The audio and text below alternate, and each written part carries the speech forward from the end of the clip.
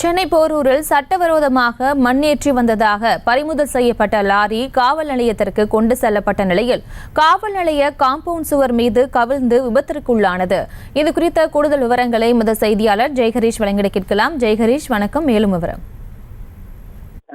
வணக்கம். சென்னை மற்றும் சுற்றுவட்டார பகுதியில் அடுக்குமாடி குடியிருப்புகள் கட்டப்பட்டு வர நிலையில அங்கிருந்து எடுக்கப்படும் அளவுக்கு அதிகமான மணல்கள் குறித்து புகார் எழுந்த நிலையில சுரங்கம் மற்றும் புவியியல் துறை சார்பில் நேற்று புகார் வந்துள்ளது. இவர்கள் தரப்பில் இது மாதிரி சட்டவிரோதமாக மணல் எடுத்து செல்லக்கூடிய வாகனங்களை தொடர்ந்து ஆய்வு செய்து வந்தன. இந்த நிலையில வாகனம் ஒன்று லாரியில அளவுக்கு அதிகமாக மணல்களை ஏற்றி கொண்டு வலசராக்கம் பகுதியில சென்று கொண்டிருந்தது. இந்த சாலை ஆற்காடு சாலையை வைத்து கூடுதல் இயக்குனர்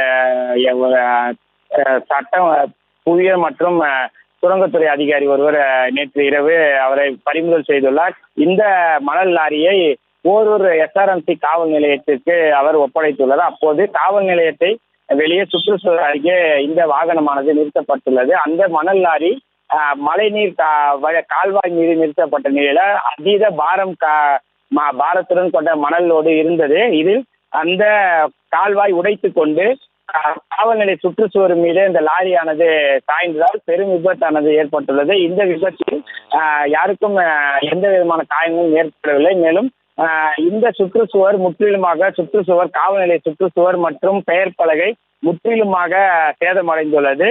மேலும் இந்த விபத்தில் பறிமுதல் செய்யப்பட்ட லாரியால் இந்த பகுதியில் சுற்றுச்சுவர் இடிந்து விபத்து ஏற்பட்டது பெரும் பரபரப்பை ஏற்படுத்தியுள்ளது. பறிமுதல் செய்யப்பட்ட லாரி தற்போது 2 ராட்சத கிரேன்கள் மூலமாக அந்த அப்புறப்படுத்தப்பட்டு மேலும் காவல் நிலையம் அமைந்துள்ள சாலையிலேயே நிறுத்தப்பட்டது. மேலும் பறிமுதல் செய்யப்பட்டது எந்த துறையினர் மற்றும் அவர்கள் அழைத்து காவல்துறை ஏன் இதற்கான வழக்கானது பதிவு செய்ய உள்ளதாகவும், மேலும் இந்த லாரி எங்கிருந்து கொண்டு வரப்பட்டது, மேலும் எங்கிருந்து மணல் கொண்டு வரப்பட்டது என்பது குறித்து தொடர்ந்து மேலும் இது குறித்து விசாரணையானது நடைபெற உள்ளதாகவும் தகவல் வெளியாகியுள்ளது குறிப்பிடத்தக்கது.